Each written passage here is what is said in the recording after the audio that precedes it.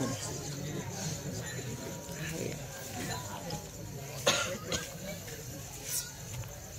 आपल्याकडे पुंडलिक वरदान विठ्ठल श्री ज्ञानदेव तुकाराम. किंबहुना सर्व सुखी पूर्ण होवो नितीही लोकी भजे जो आदि पुरुषी अखंडित. आज आपल्या वास्तुशांतीचा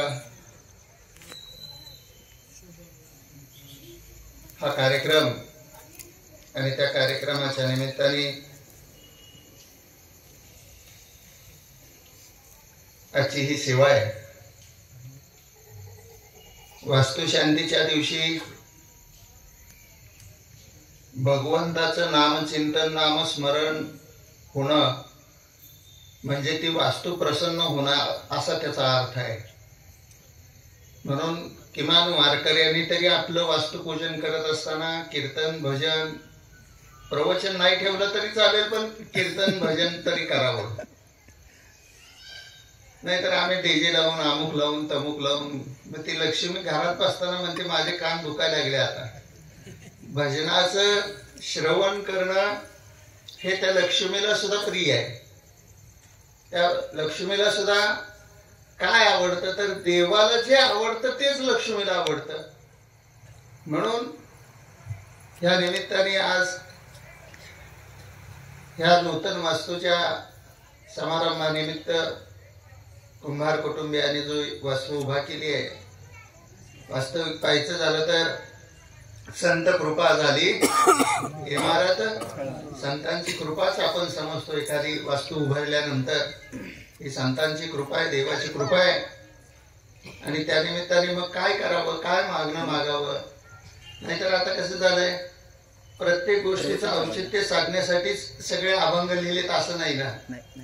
तरी सुद्धा ह्या निमित्ताने ज्ञानोबरायांची प्रार्थनाच ह्या ठिकाणी ह्या वास्तूमध्ये करावी. किंबहुना सर्व सुखी. सगळ्यांनी ह्या कुटुंबामध्ये, ह्या गावामध्ये, ह्या तालुक्यामध्ये, ह्या जिल्ह्यामध्ये, ह्या राष्ट्रामध्ये, ह्या देशामध्ये सगळ्यांनी सुखी व्हावं म्हणून काल देश व्यापून ही प्रार्थना ज्ञानोबरायांनी केलेली आहे. कारण जगातला सर्वात मोठा विचार ज्ञानोबरायांनी या ठिकाणी मांडला, जो जगात सामान्य देह, सामान्य व्यक्ती, सामान्य माणूस करूच शकत नाही. कारण आपण कायम पाहिलंय, आपण जी मागणी देवाकडे करतो ती स्वार्थी आहे, म्हणजे स्वार्थी आहे. कशी आहे तर देवा मला सुखी ठेव, देवा माझ्या घराचं कल्याण कर, देवा माझं कुटुंब निरोगी ठेव. सगळ्यात माझा हा शब्द आहे. म्हणजे फक्त आपण प्रार्थना जी करतोय ती कुणासाठी करतोय, स्वतःसाठी आहे. पण जगासाठी प्रार्थना कोण करतं तर संत करतात. म्हणून सर्वत्र सुखीने संतु सर्वे संतु निरामया ही वैश्विक प्रार्थना ज्ञानोबरायांचाच अंश आहे. म्हणून सगळ्यांनी सुखी व्हावं, केवळ मी एकटा सुखी व्हावं असं नाही, सगळ्यांनी सुखी व्हावं अशी ज्यांची भावना आहे त्याला म्हणावं संत. आणि जर आपण एकटे सुखी व्हावं असं आपल्याला वाटत असेल तर आपण अजून वारकरी सुद्धा नाही असं म्हणायचं बरं का.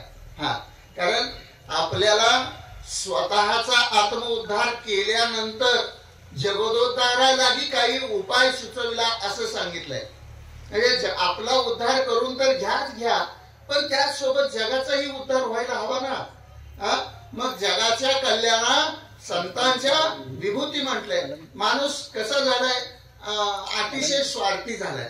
आणि त्या माणसाला असं वाटतंय की मी भजन पूजन करतोय म्हणजे मी सगळं पावलं, सगळं मला मिळालं. पण गंमत एक सांगतो, एक छोटासा दृष्टांत म्हणण्यापेक्षा एक छोटीशी गोष्ट तुम्हाला सांगतो.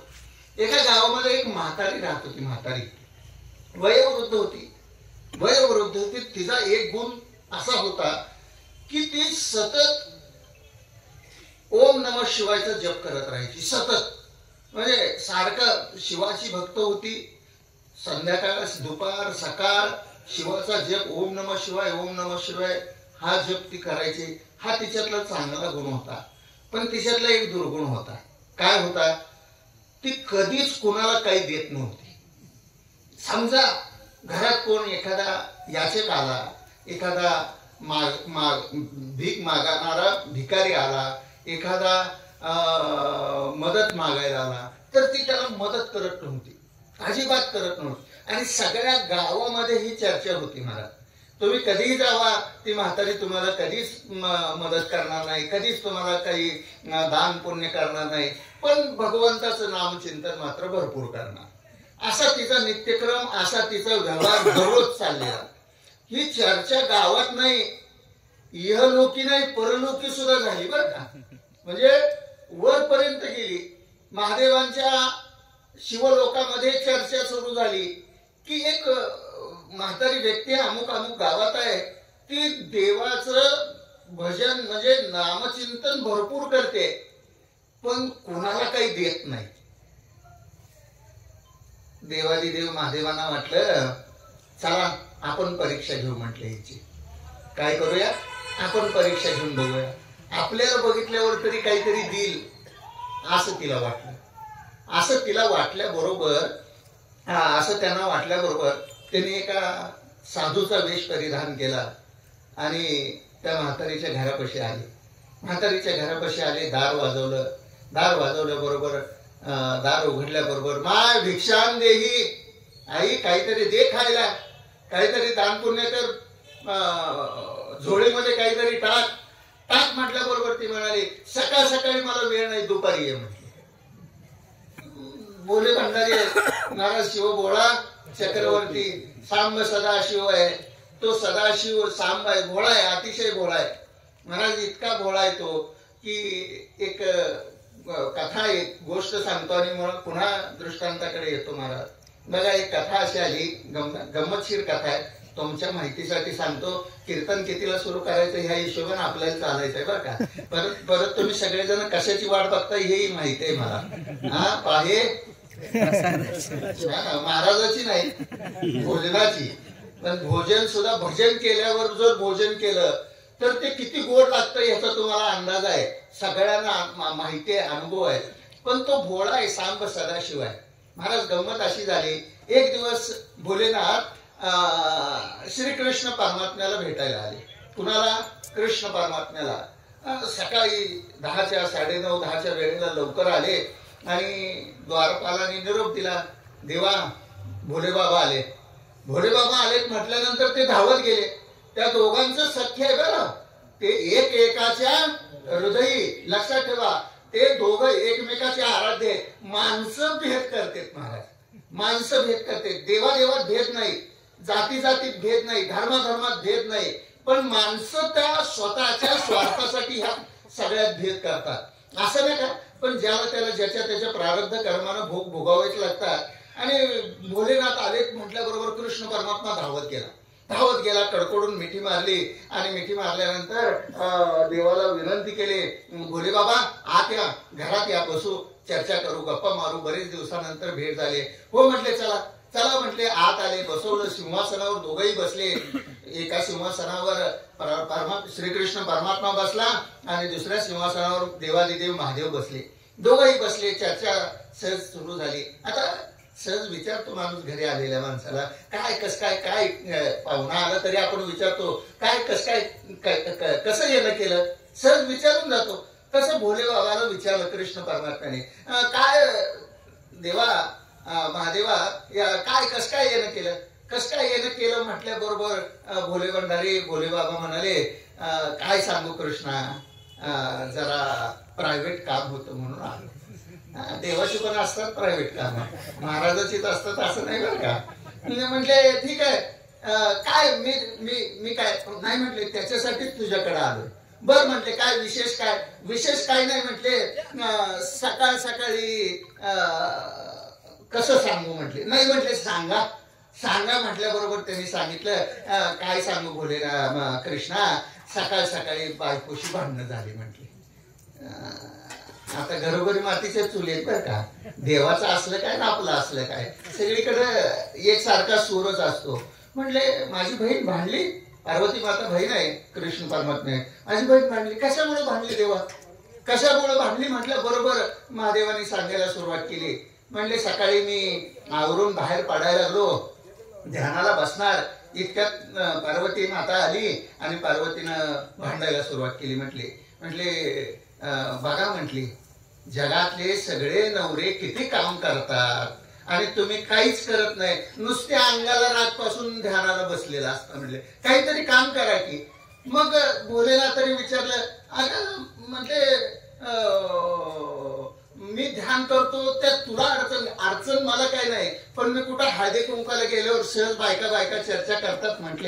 म्हटले काय चर्चा करतात, काय ग तुझा नवरा काय करतो, सगळेजण सांगतात कृष्णाचं नाव विष्णूचं घेतलं की तो पृथ्वीवर चालवतो, अमुक करतो तमुक करतो, सगळेजण सांगतात. मला जरा लाज वाटते, सगळ्यांनी मला विचारल्यावर काय नवरा करतो, आता मी सांगायचं का स्मशानभूमीत राख लावून बसतो म्हणून. तुम्ही काहीतरी कामधंदा करा. कामधंदा करा म्हटल्यानंतर पार्वती माता भोलेनाथ म्हणाले मी काय कामधंदा करू, तूच सांग, तू कामधंदा मी करतो. म्हणले ठीक आहे. पार्वती माता म्हणली ठीक आहे, तुम्ही एक काम करा, तुम्ही शेती करा. म्हटली शेती काय करा, म्हटली शेती करा.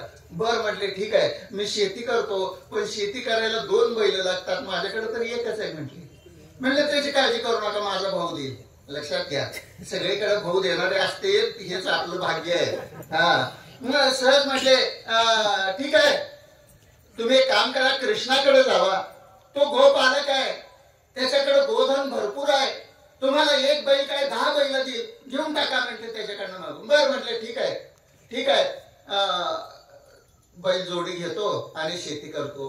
पण शेतीला बैल झाली पण जमीन नाही की. मग म्हटले असं करा, जमीन पण कृष्णाकडनंच मागून घ्या. म्हटले जमीन पण कृष्णाकडनंच माग. भोलेनाथाने मान हरवली. बर म्हटले ठीक आहे, काही अडचण नाही. भोलेनाथ शेवटतो. म्हटले ठीक आहे, कृष्णाकडनं घेतो जमीन, असं म्हणून निघाले. तेवढंच पार्वतीने हाक मारली, ऐका तुम्ही फार भोळे, आपल्या सगळ्यांच्या बायका हेच शब्द म्हणतात बरं का, माझा नवरा भोळा आहे, पण तो किती भोळा आहे हे त्याची त्यालाच माहित असतंय महाराज. सहज म्हणून जातो महाराज. ते म्हणजे तुम्ही भोळे, ह्या जमिनीच्या बदल्यात आणि ह्या बैलाच्या बदल्यात तो तुम्हाला काहीतरी भाडं मागेल, त्याला द्यावं लागेल. ते व्यवहार आहे शेवट. महाराज बघा, एखादं आपण जमीन बटईने दिली तरी सुद्धा आपण काय करतो, 40-50-50-60 निम्म तुला निम्म मला असं काहीतरी करार करतो. म्हटले तुम्ही त्याच्याबरोबर करार करा. कोणाबरोबर? कृष्णाबरोबर करार करा. म्हटले काय करार करू, तर काय करार करू तूच सांग म्हटलं. बरोबर पार्वती मातेने सांगितलं, त्याच्याबरोबर करार करा की जमिनीत जे पिकवलं जाईल त्याच्यातलं खालचं माझं, खालचं तुझं आणि वरचं माझं, असा करार करा म्हटले. पार्वती मातेने सांगितलं. भोलेनाथाने ऐकलं, कृष्णाकडे आले, कृष्णाला सगळा वृत्तांत सांगितला. म्हटले आता ह्याच कामासाठी आलो. म्हटले ठीक आहे, काही अडचण नाही, तुम्हाला बैलच पाहिजेत ना, देतो म्हटले. 2 काय 10 बैल घ्या म्हटले. बैल दिशेल रे, पण जमीन पण पाहिजे ना, जमीन पण देऊन टाकली. म्हटले घ्या म्हटले कृष्ण परमात्मा. भोलेनाथ म्हणले तू जे मला मदत करतोय ती फुकट नको, मग आपण एक करार करू. म्हटले काय करार करूया? काय नाही, ज्या जमिनीतनं जे पीक उगवणार आहे ना, त्यातलं वरचं माझं, खालचं तुझं. कृष्ण परमात्मा म्हटलं ठीक आहे, काही अडचण नाही, खालचं माझं वरचं तुमचं. करा म्हटलं जमीन. दाखवली जमीन, करायला घ्यायला सुरुवात केली. सुरुवात करणार इतक्यात भोले भंडारी भोले बाबा म्हटले कृष्णा सगळं दिलं, पण पीक कोणतं घेऊ म्हटले. पीक कोणतं घेऊ म्हटलं की कृष्ण परमात्मा म्हणलं करा बटाटा. म्हटला काय म्हटला? करा बटाटा. आता बटाटा केल्यानंतर बटाटा कसा असतो? जमिनीत असतो आणि वर काय असतं? पाला. नुसतं पाला महाराज, त्याचा काही उपयोग नाही. महाराज बटाटा केला, 4 महिने झाले, 4 महिन्यानं पीक काढलं.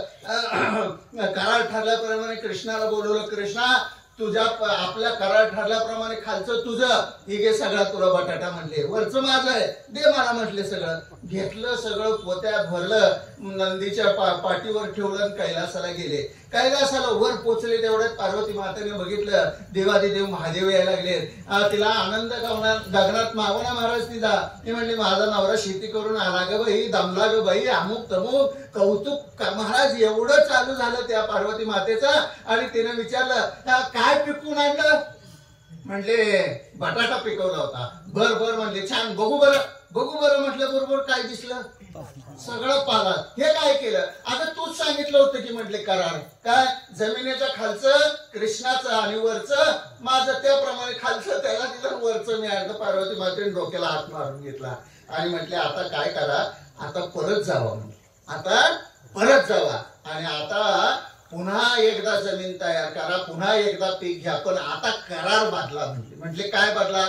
आता जमिनीच्या खालचं त्याचं आणि वरचं, खालचं तुमचं आणि वरचं त्याचं, असा करार करा. म्हणजे बर. पुन्हा आले, पुन्हा तीच बोलणं झालं, पुन्हा जमीन करायला घेतली. जमीन करायला घेतल्यानंतर भोलेनाथाने विचारलं कृष्णा पीक कोणतं घेऊ रे, पीक कोणतं घेऊ रे? म्हटल्याबरोबर कृष्ण परमात्मा म्हणला घ्या बाजरीचं.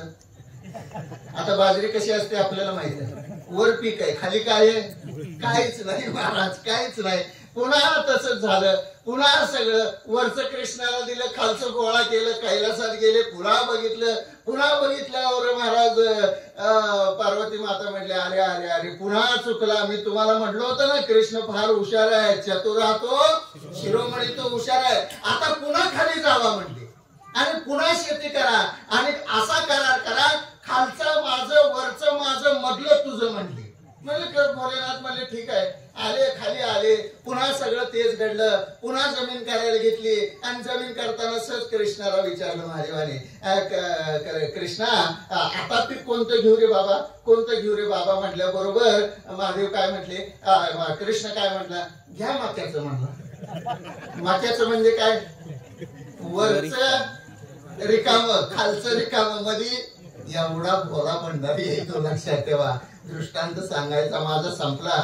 अशा महादेवाचं नाव ती म्हातारी दिवसभर घेते, पण घरात कोण आलं तरी त्याला काही देत नव्हती. म्हणून भोलेनाथांनी ठरवलं की आपण जाऊन परीक्षा घ्यावी आणि त्या अनुषंगाने ते गेले. गेल्याबरोबर त्यांनी सांगितलं, म्हातारीनं सांगितलं की देवा बाबा सकाळ सकाळ मी काही देत नाही, दुपारी या म्हणजे थोड्या वेळाने या. भोलेनाथ म्हणजे ठीक आहे मी थोड्या वेळाने येतो. पुन्हा थोड्या वेळाने गेले आणि थोड्या वेळाने गेल्यावर म्हटले अजून जेवण तयार झालं नाही, जेवण झाल्यावर मी तुम्हाला बोलवायला येते, अजून थोड्या एक तासाभराने या म्हटले. म्हणजे ठीक आहे तासाभराने या. महाराज तासाभराने गेले. गेल्याबरोबर म्हटले जरा उशीर झाला, आता संध्याकाळी या म्हटले. भोलेनाथ म्हणले ठीक आहे संध्याकाळी येतो. संध्याकाळी गेल्याबरोबर ती म्हटले काहीतरी दे म्हटल्याबरोबर ती म्हटले दिवे लागण्याच्या वेळेला आला का, आता काही देत नाही, थोड्या वेळाने ये म्हणे. महाराज असं एक दिवस गेला, 2 दिवस गेले. भोलेनाथाने ओळखले की म्हातारी काय आपल्याला देणार नाही असं म्हणत महाराज भोलेनाथ कंटाळले आणि निघून गेले महाराज. आणि सगळ्या गावात त्या म्हातारीची चर्चा चालू झाली. अगं म्हातारी जरा तरी दान धर्म कर, देवधर्म करते जरा तरी. नाही म्हटले माझं देवाचं नाव घेणं हेच माझं कर्तव्य आहे. अगं मेल्यावर तरी देवाला घाबर म्हटली. मेल्यावर घाबर म्हटल्याबरोबर ती म्हटली मरायची गोष्टी मला सांगू नका, मला न्यायला शिव लोकातून लोक येणार आहेत, तुम्हाला न्यायला यम लोकात नाही येणार आहेत म्हटली महाराज, तुम्हाला न्याय. आता अवकाश काही दिवस गेले, बिचारीचं देहावसन झालं, ती बिचारी मेली. मेल्यावर तिला न्यायला कोण आलं? यमलोक आले. यमलोक म्हणजे यमलोक आल्याबरोबर ती त्यांच्याशी भांडायला लागली. म्हटली मला न्यायला तुम्ही का आलाय? शिवलोकातून मला न्यायला शैव यायला पाहिजे, तुम्ही नाही. महाराज ते म्हटले असं तू कोणतं पुण्य केलंय म्हणून तुला शिवलोकात जायचंय? अरे म्हटले 24 तास मी महादेवाचं नाव घेते, ओम नमः शिवायचा जप करते. होय म्हटले पण त्याचा काय उपयोग नाही म्हटले, तुला नरकातच जायचंय. ऐकायलाच तयार नाही. आणि महाराज ते लाच पण घेत नाही. तो सगळ्यात अवघड गोष्ट ती आहे. नाहीतर श्रीमंत लोकांनी त्यात सुद्धा मज्जा केली असती. तिकडे जायचे 5-50 घेऊन मला तिकडे जाऊ दे. नाही महाराज काही वशेला चालत नाही. तिथं कोणताही वशिला चालत नाही, लक्षात ठेवा. आणि ऐकत नाहीत म्हटल्यावर तिनं शेवटची विनंती केली. एक विनंती म्हटली, म्हणजे काय, मला तुम्ही नरकात नेणार आहे ना, मान्य आहे म्हटली, ठीक आहे न्या, पण एवढ्या वर्ष मी ज्या शिवाची भक्ती केली आहे त्या शिवाला नुसतं मला बघू तर द्या की म्हटली, नुसतं बघू द्या, बघितलं की मी तुमच्या बरोबर येते म्हटलं. ठीक आहे, बघायला काय हरकत नाही. बघायला म्हणून नेलं आणि महादेवाच्या समोर उभा केलं. त्याने हात जोडले, पाया पडली आणि महादेवाला म्हटली, देवा आयुष्यभर मी तुझं नाव घेतलंय रे, तरी सुद्धा मला नरकात न्यायला लागेल. होय म्हटलं, बरोबर आहे, नुसतं देवाचं नाव घेतलं म्हणजे काम संपलं नाही, तू काही दान पुण्य काही केलं का म्हटली, हा, तुला काही करता आलं नाही, तुला 100% नरकातच जावं लागेल. नाही म्हटली, देवा माझी एक विनंती, शेवटची विनंती आहे, ऐकता का म्हटली. म्हटली काय, एवढं तुझं नाव आयुष्यभर घेतलंय, निदान काही एक संधी मला तरी दे की दे देवा म्हटली. भोलेनाथांनी सांगितलं, ठीक आहे ठीक आहे म्हटले, काही काळजी करू नको, तुला 7 दिवसासाठी पुन्हा पृथ्वीवर पाठवतो म्हणले, जा, आणि पुन्हा मात्र तुला नरकात जावं लागेल म्हटले. ठीक आहे, 7 दिवसासाठी त्याला पाठवून दिलं, तिला पाठवून दिलं. आणि महाराज त्या 7 दिवसात तिनं जेवढं दान पुण्य करता येईल त्याने तेवढं केलं. जेवढा स्वयंपाक, जेवण खाण, येणाऱ्या जाणाऱ्या याचकाला, ब्राह्मण देवाला, वारकऱ्याला, जे भक्त आहेत त्यांना सगळ्याला दिलं आणि एवढा 7 दिवसात पुण्य कमवलं. आणि तिला पुन्हा वर नेल्यावर महादेवाने सांगितलं, आता मात्र हिला हितच राहू दे. म्हणजे नुसतं शिवाचं नाम रामकृष्णारी म्हणून चालत नाही, त्याच्याबरोबर काहीतरी दान पुण्य करावं लागतं, लक्षात ठेवा. एखादा माझ्यासारखा महाराज आल्यावर 5 रुपये दक्षिणा ठेवावी लागते, लक्षात ठेवा, नाहीतर काही उपयोग नाही. असं म्हणूनच आमचा धंदा मोठा चाललाय बाळा, बाकी काही नाही, काय नाही, हे सगळं खोटं आहे महाराज. परंतु सगळ्यांनी सुखी व्हावं अशी अपेक्षा केवळ संत जगात करू शकतात, बाकीच्यांचा कुणाचाही. म्हणून कायम एक गोष्ट सांगितली, लक्षात ठेवा, आपण जो नमस्कार केलाय आतापर्यंत एकाने तरी त्या देवासमोर हात जोडून, देवा मी नको माझा शेजारचा सुखी होऊ दे, असं एकाने तरी प्रार्थना केली का हो आजपर्यंत? एकाने तरी केली असेल तर हात वर करा, नाही त्याच्यावर पायावर लोटांगण घातलं तर माझं नाव दुसरं ठेवतो. पण कुणी केलीच नाही हे मला माहिती आहे ना, कारण आपण फक्त स्वतःचा स्वार्थ साधतो, स्वतः फक्त स्वार्थी बनतो आणि स्वतःचा स्वार्थ साधत असताना जी भक्ती करतो ती स्वतःसाठी करतो. त्या भक्तीतलं थोडं दान, थोडं पुण्य दुसऱ्याला मिळू दे. 2 नमस्कार करा आसपासनं, किती, 2 वेळा पाया पडा. पहिला नमस्कार स्वतःसाठी करा आणि दुसरा नमस्कार आपल्या हितचिंतकासाठी तर कराच करा, पण जो आपला शत्रू आहे का नाही त्याच्यासाठी सुद्धा करा. महाराज बघा, महाभारताचं युद्ध सगळ्याला माहिती आहे. महाभारतातला प्रसंग आहे, दुर्योधन आहे आणि त्या दुर्योधनाचं युद्ध कोणाशी आहे? धर्मराजाशी आहे. त्या धर्मराजाचं आणि दुर्योधनाचं युद्ध आहे. म्हणजे दोघं काय आहेत? एकमेकाचे शत्रू आहेत. आणि अशा त्या धर्मयुद्धामध्ये त्या दुर्योधनाला जिंकायचं आहे आणि जिंकायचं आहे म्हणून तो धर्मराजा दुर्योधन आपल्या सर्व अनुयायांना विचारतोय की मला हे धर्मयुद्ध जिंकायचं, मी काय करू, मी काय करू म्हटल्याबरोबर त्यांच्या एका सल्लागाराने त्याला सांगितलं, अरे तुला तुझ्या ह्या युद्धामध्ये जिंकायचंय ना आणि तुला त्याचा उपाय पाहिजे ना, तुला मार्ग पाहिजे ना, तू एक काम कर म्हटले. काय? तू धृतराष्ट्राकडे जा म्हटले, युधिष्ठिराकडे जा म्हटले. युधिष्ठिराकडे जा आणि युधिष्ठिर म्हणजे धर्मराजा तुला मार्ग सांगेल. बघा, आणि गंमत अशी आहे की दुर्योधनाला सगळं जग दुर्योधन म्हणत होतं, पण आमचा धर्मराजा त्याला सुयोधन म्हणायचा. म्हणजे शत्रूचा सुद्धा कल्याण व्हावं असा विचार जो करतो तो धर्मवान. बर का, आम्ही नुसते नावाला कीर्तनकार, आम्ही नावाला प्रवचनकार, आम्ही नावाला धर्मवान, पण आम्हाला दुसऱ्याला कीर्तन दिलेलं की आमच्या पोटात दुखतं. काय दुखायचं कारण आहे? तुझ्या दुसऱ्याला कीर्तन दिलं तर पोटात.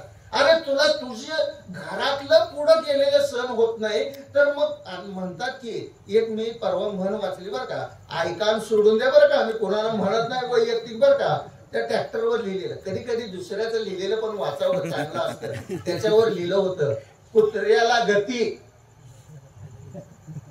पुढचं तुमची तुम्ही घ्या रेकॉर्डिंग चालू परत कोणतर दाखवायचं भावकीला भावकी उठून बसायचं काय एक तापडे काय आणि दाखवलं तर दाखवलं महाराज भावकी असायलाच पाहिजे त्याच्याशिवाय रामायण महाभारत घडणार तर कसं पण लक्षात घ्या दुर्योधनानं युद्ध जिंकावं याचा उपाय विचारावा म्हणून धर्मराजाकडे जायचं ठरवलं आणि महाराज शेवट युद्ध आहे मग सगळ्या समोर जाता येत नाही म्हणून दुर्योधन संध्याकाळच्या वेळेला अंधाराच्या वेळेला त्या युधिष्ठिर राजाकडे गेला धर्मराजाकडे गेला आणि नुकतीच सगळे लोक बाहेर गेले ते शिबिरातनं बाहेर पडले होते आणि दुर्योधनाला आलेलं पाहिल्या बरोबर धर्मराजा उठला आणि म्हटला या सुयोधना या म्हटला हात जोडला महाराज शत्रुता सुद्धा हात जोडून नमस्कार केला का नाही शत्रुत्व असावं पण ते सुद्धा धर्मानं असावं ते सुद्धा तत्वानं असावं ते सुद्धा निष्ठेनं असावं तत्व घाण टाकून शत्रुत्व करायला गेला की त्याचा दुर्योधन झाला मग किती मोठ्या 11 अक्षौणी सेना होती महाराज दुर्योधनाकडे आणि आमच्या पांडवांकडे केवळ एकच होता तो परमात्मा का धर्मानं नीतीनं लढायचं म्हणून आणि त्या दुर्योधनाला आलेलं बघितलं हात जोडले ये म्हटला ये बंधू या म्हटला बसला आणि त्या दुर्योधनाने विचारलं की हे तुझं माझं जे युद्ध चाललेलं आहे ह्या युद्धामध्ये मला विजयी होण्याचा उपाय मार्ग तू मला सांग आता बघा दोन भावाची कोर्टात केस चालू आहे कुठं चालू आहे दोन भावाची केस कोर्टात चालू आहे आणि दुसरा भाऊ थोरल्या भावाकडे गेलाय आणि तो धाकटा भाऊ थोरल्या भावाला विचारतोय मला केस जिंकायचे कागद दे थोरला भाऊ देईल का हो आपल्यावर घ्या उदाहरण आपल्यावरनं देईल का नाही तो उलट लपवून ठेवणार एखादा कागद एखादं मृत्यूपत्र लपवून ठेवणार आणि म्हणणार नाही पण दुर्योधनाला आमच्या धर्मराजाने उपाय 1 मिनिटात सांगितलं महाराज 1 मिनिटात दुर्योधना काळजी करू नको म्हटले तुला ह्या युद्धात जिंकायचंय ना उपाय मी सांगतो म्हटले काय उपाय आहे अरे उपाय तुझ्या घरात आहे म्हटले दुर्योधना उपाय तुझ्या घरात आहे माझ्या घरात आहे हो काय उपाय आहे काही नाही तुझी आई लक्षात ठेवा गांधारी माता ही तुझी आई हाच तुझा उपाय आहे म्हटलं तिच्याकडे काय उपाय आहे काय नाही म्हटले तिनं डोळ्याची पट्टी काढून तुझ्याकडे बघितलं तर तुझा देह कसा होईल वज्राचा होऊन जाईल आणि मग तुला कुणीच हरवू शकणार नाही दुर्योधन आनंदानं नाचायला लागला नाचत नाचत बाहेर पडला बाहेर शिबिरातनं पडला तेवढ्यात कृष्ण परमात्मा तिथे पोहोचला आणि त्या कृष्णानं बघितलं दुर्योधन कुणाच्या शिबिरातनं गेलाय धर्मराजाच्या कृष्ण नीती आहे लक्षात ठेवा मी त्या कृष्णाच्या बद्दल एक वाक्य कायम सांगतो चुकीच्या वेळेला म्हणजे अयोग्य वेळेला योग्य ठिकाणी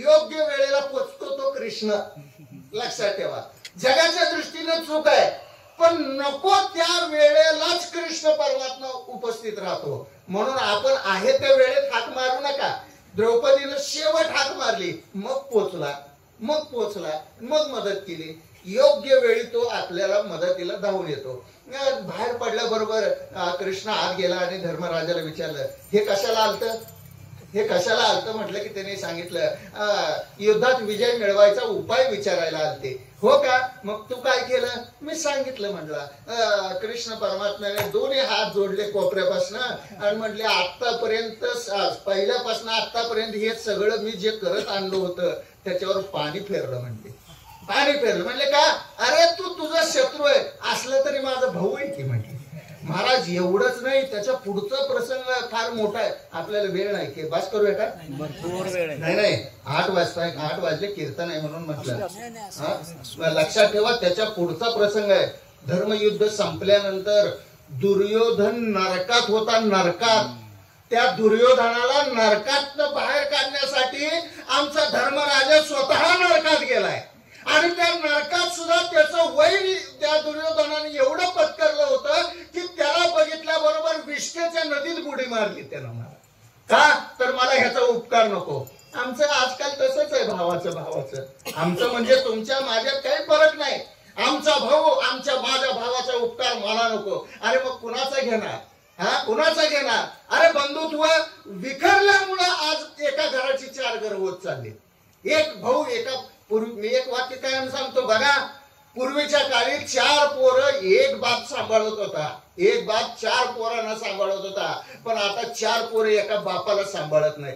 एका बापाला काय, एका घरात 4 पोरं राहायला तयार नाही. का? तर संस्कार कमी पडायला लागले. आणि संस्कार का कमी पडायला लागला? तर आम्ही रामायण वाचतच नाही, आम्ही रामायण आमच्या मुलांना सांगतच नाही. रामायण म्हणजे रामानं बाण घेतला आणि रावणाला मारलं एवढंच सांगतोय महाराजांनी, एवढंच सांगतोय. बाकी रामायण, अरे रामायण काय आहे? बंधुत्वाचा खरा अर्थ म्हणजे रामायण आहे.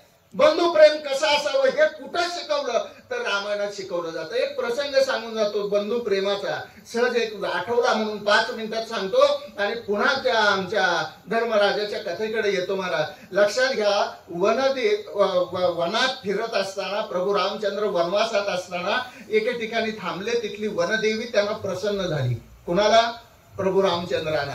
का? साक्षात देव माझ्या वनात राहायला आलाय, साक्षात देव माझ्या वनात राहायला आलाय म्हटल्यावर त्या देवाची काहीतरी सेवा करावी म्हणून ती वनदेवी त्या देवाकडे गेली आहे, प्रभू रामचंद्रांकडे गेली आहे आणि त्यांना नमस्कार करून विचारते की देवा तुम्ही माझ्या वनात आलात, माझं भाग्य आहे, पण माझी विनंती आहे मला काहीतरी सेवा करण्याची संधी द्या, मला काहीतरी सेवा करायची संधी द्या. म्हटल्याबरोबर प्रभू रामचंद्र हसायला लागले. म्हणले 14 वर्षाचा वनवास मी यासाठीच पत्करलाय. म्हटले सगळ्या सुखसुविधा सोडून आलोय. एसी रूम होत्या माझ्याकडे, एसी रूम, त्या सुद्धा सोडल्या. टाळी वाजवली की चहा येत होता. महाराज प्रभू रामचंद्र हे अयोध्यापती आहेत, राजकुमार आहे, सगळ्या सुखसुविधा सोडून आलोय म्हटले मी सगळ्या. कारण मी शब्द दिलाय माझ्या मातेला कैकईला. कारण कैकईनं सांगितलंय रामा तुला वनात जायचंय, पण तू वनात कसा जायचंय? रामा भवती तापसहा, तू तपस्व्याच्या वेशात जायचंय. म्हणून वल्कल परिधान केली, म्हणून जटा काढल्या आणि जटाच्या बटा केल्या आणि निघाले फक्त धनुष्य घेऊन, बाकी काही नाही. कोदंडधारी आहे, कोदंड घेऊन निघाले. आणि ती वनदेवी म्हणते देवा मला सेवा सांग. देव म्हणले मी सगळ्या सेवा सोडून आलोय, आता काही नाही सेवा. नाही म्हटले तरी माझं भाग्य आहे, तुम्ही परत ह्या भूमीला पाय लावणार नाही, थोडी का होईना मला सेवा करायची संधी द्या, संधी द्या. म्हटल्या बरोबर प्रभू रामचंद्र म्हटले ठीक आहे, तू एवढी संधी मागते ना तर एक काम कर, इथून अयोध्येपर्यंत जो रस्ता आहे ना त्या रस्त्यावर जितके काटेत का नाही ते काटे सगळे काढून टाक म्हटले. ती वनदेवी हसायला लागली आणि वनदेवीने विचारले देवा काय परत जायचा विचार आहे का? नाही म्हटले 14 वर्षाने रावणाला मारल्याशिवाय मी जातच नाही, काळजी करू नको म्हटले. मग रस्त्यावरचे काटे काढायला मला का सांगताय म्हटल्याबरोबर देवाने सांगितलं प्रभू रामचंद्राने, अगं काही दिवसांनी माझा भाऊ भरत मला भेटायला येणार आहे आणि तो भरत भेटायला आल्यानंतर त्याच्या पायात काटा मोडू नये, त्याला कुठलीही इजा होऊ नये म्हणून मी काटे काढायला सांगितले. असं सांगितल्याबरोबर त्या वनदेवीला थोडीशी उत्सुकता झाली आणि तिनं न कळत त्या प्रभू रामचंद्राने विचारलं देवा एक प्रश्न विचारू? म्हटले विचार म्हटल्याबरोबर ती वनदेवी त्या प्रभू रामचंद्राने विचारते देवा तुमचा भाऊ तुमचा बंधू एवढा नाजूक आहे का की त्याला पायात काटा टोचलेला सुद्धा सहन होणार नाही? देव हसले आणि म्हणाले अहो वनदेवी तुम्हाला काय सांगू, इंद्राचं वज्र सुद्धा त्याच्या छातीवर पडलं तर ते फुटून जाईल एवढा मजबूत माझा भाऊ आहे. मग काटे का काढायला सांगताय, काटे का काढायला सांगताय म्हटल्याबरोबर देवाने उत्तर दिलंय कारण तो जेव्हा या रस्त्यावर येईल आणि त्याला एखादा काटा मोडेल तेव्हा त्याला दुःख होणार नाही, पण जेव्हा तो हा विचार करेल की ह्याच रस्त्यानं माझे वडील बंधू गेले आणि ह्याच रस्त्यावर जाताना हेच काटे त्या देवाच्या पायात टोचले त्यावेळेस त्याला जास्त दुःख होईल म्हणून काटे काढ म्हणते. बंधू प्रेम आहे, लक्षात ठेवा बंधू प्रेम आहे. म्हणून रामायण वाचायचं आहे, म्हणून महाभारत ऐकायचं आहे. महाभारत म्हणजे आम्ही फक्त युद्धला सांगतोय, पण हे बंधुत्वाचं नातं टिकण्यासाठी काय करावं लागतं. शांतीदूत म्हणून भगवान परमात्मा स्वतः गेलाय, पण त्याचा विचार करत नाही आम्ही. रामायण विचार फक्त एक ग्रंथ आहे एवढाच करतोय. नाही, राम लौकिकापुरते वाचू नका, राम देव म्हणून वाचू नका, राम आचरणात आणायचे म्हणून वाचा. 3 देवाचा आदर्श एक आहे, लक्षात ठेवा. रामाचा आचार, कृष्णाचा विचार आणि हरीचा उच्चार म्हणजे रामकृष्ण हरे. लक्षात घ्या, रामाचा आचार, कृष्णाचा आचार करायला गेला तर जमणार नाही. तुम्हाला जमणार आहे का? सोपं आहे काय? 16,108 एक केलं नाकेनं वाले महाराज आणि आम्ही 16,000च्या गप्पा मारतोय. नाही जमणार. रामाचा आचार आचरणात जर कुणाचं व्यक्तिमत्व आम्हाला घ्यायचं असेल, आदर्श घ्यायचा असेल, तर तो रामाचा. जगताना विचार करत असताना कृष्णाचा विचार करायचा की महाराज शत्रूला सुद्धा संधी देऊन कसा 100 अपराध पोटात घालायचे आणि 100 अपराध झाल्यानंतर कसा मारायचा हे कुणाकडनं शिकायचं? तर कृष्णाकडनं. आणि हरीचा उच्चार का? तर हरिमुखे म्हणा, हरिमुखे म्हणा, पुण्याची गणना कोण करी. ह्याच्यासाठी हरी असा संगती लावा. तो दुर्योधन गेला आणि देवाने डोक्याला हात लावला. अरे सगळे एवढ्यासाठी केलं आणि तू त्याला सांगून बसला उपाय. हो म्हटले, सांगितला. बर म्हटले, काही काळजी करू नका, माझ्याकडे सगळ्या चालीची चाल आहे म्हटले. लक्षात ठेवा, सगळ्याच्या चाली मी ओळखून आहे, काळजी करू नका, जावा म्हटले. आणि त्याच रात्री ते बिचार नग्नावस्थेत निघालं. दुर्योधन निघाला नग्नावस्थेत. हा तिथं पोचला आणि त्याने फक्त एवढंच म्हणले, अरे राजा एवढा मोठा झालाय आणि आई समोर नग्नावस्थेत जातो, लाज वाटते का तुला? मग काय करू? निदान कंबर तरी बांध, निदान कंबर तरी बांध. कंबर बांधली आणि शेवट करून घेतला. कृष्णानं स्वतःच साध्य केलं. लक्षात ठेवा. पण दुर्योधनाला आधार कोणी दिला होता?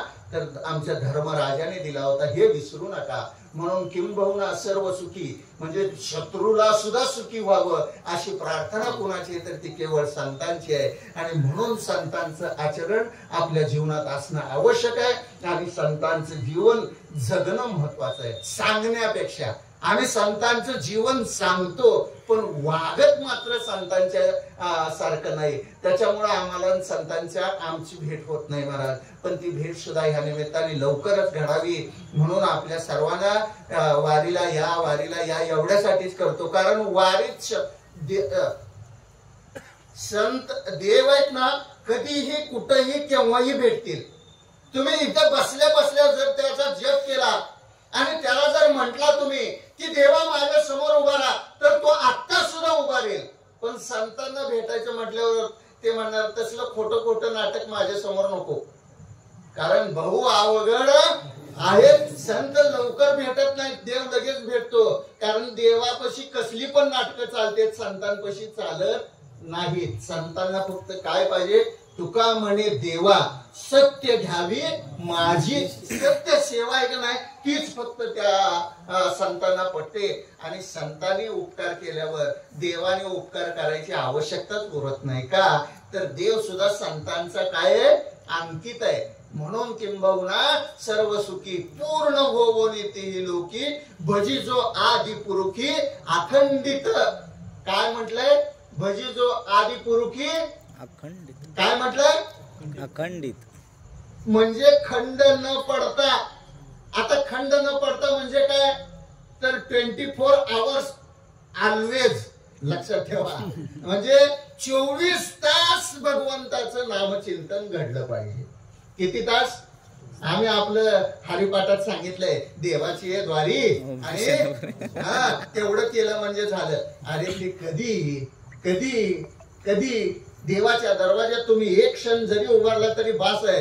पण तो क्षण कधीचा?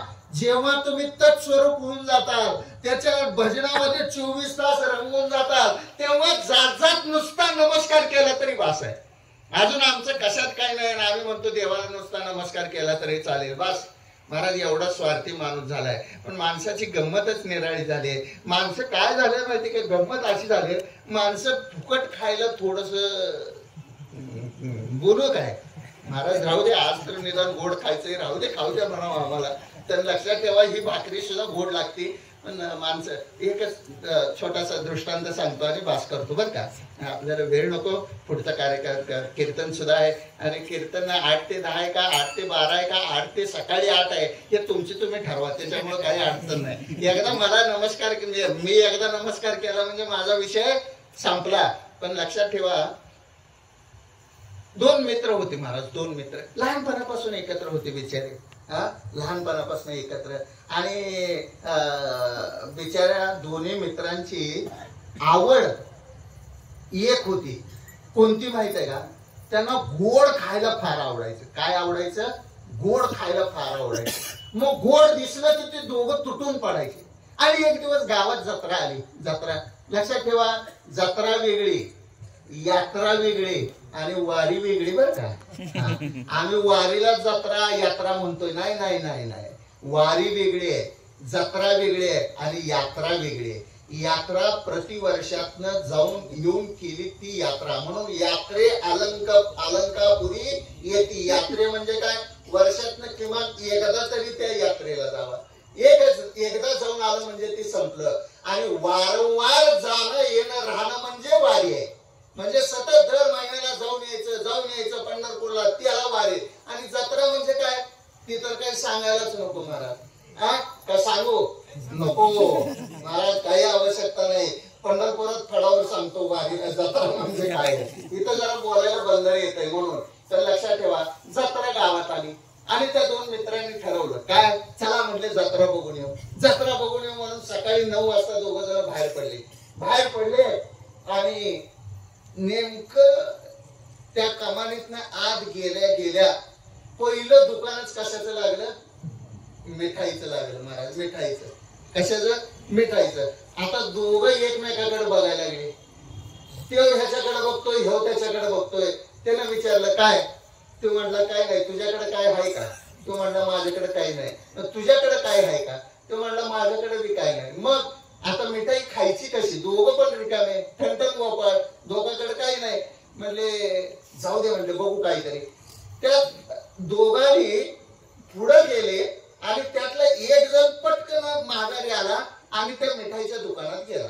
मिठाईच्या दुकानात गेला आणि त्या मिठाईच्या दुकानदाराला विचारलं, ए बाबा जिलबी कशी दिली रे? तो म्हणला अमुक एवढ्याला. बरं ठीक आहे म्हटला, 10 रुपयाची जिलबी द्या म्हटला. 10 रुपयाची जिलबी द्या म्हटल्याबरोबर दुकानदाराने घेतलं आणि 10 रुपयाची जिलबी दिली. आणि ती जिलबी तो खायला लागला. कोण? पहिला नंबरचा मित्र. तो जिलबी खायला. दुसऱ्यानं बघितलं आणि दुसरा विचार काय करायला लागला की ह्याच्या खिशात पैसे नाही तरी सुद्धा हे जिलबी कसं काय खायला लागलंय. चला म्हणला आपण पण खाऊ का? त्याचं जे होईल तेच आपलं होईल. मला होईल तसलं होईल. म्हणून ते पण तिथं आलं. त्याला विचारलं दुकानदाराला, बाबा जिलबी कशी? म्हणला अमुकला. ठीक आहे 10 रुपयाची द्या. 10 रुपयाची जिलबी घेतली आणि ह्याला खायला सुरुवात करणार. तेवढ्यात पहिल्याची जिलबी खाऊन संपली आणि ते निघाल्याबरोबर दुकानदार म्हणला, ए बाबा पैसे दे की म्हटल्याबरोबर तो पहिला म्हणाला दिले की पैसे? दिले की म्हटल्याबरोबर तो म्हटला, अरे कधी दिले? नाही दिले. अहो खरंच दिले म्हटला. अहो नाही दिले. त्या दोघांचा वाद सुरू झाला. तेवढ्यात जो 2 नंबरचा जिलेबी खाणार होता तो काय म्हटला माहितीये का, मालक तुमच्या दोघांच्या भांडणात विसरू नका मी 10 रुपये दिले. काय म्हटला? मालक तुमच्या दोघांच्या भांडणात विसरू नका मी 10 रुपये दिले. ते म्हटलं नाही तू दिलेलं आठवते. त्याचं भागल्याबरोबर हा काय म्हणाला, ह्या दोघांचा वाद झाला. तेवढा 4 लोक जमा झाल्याबरोबर 4 लोक म्हणले, अरे जत्रेचा पहिला दिवस आहे कशाला भांडणं करता? नाही 10 रुपये दिले नाही. मग ह्याला साक्षीदार कोण? म्हणलं हा काय, हा मागे उभारलेला आहे. त्याला बोलवा म्हटले. बोलवलं त्याला आणि त्याला गावकऱ्यांनी सांगितलं, तुला गावदेवीची शपथ आहे, ग्रामदेवाची शपथ आहे, खरं सांग म्हटले. म्हणले काय सांगू? ह्याला 10 रुपये दिले का नाही?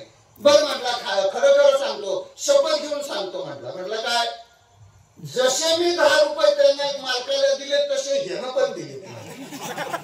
कळला का तुम्हाला? म्हणजे पोलीस दिले नाही.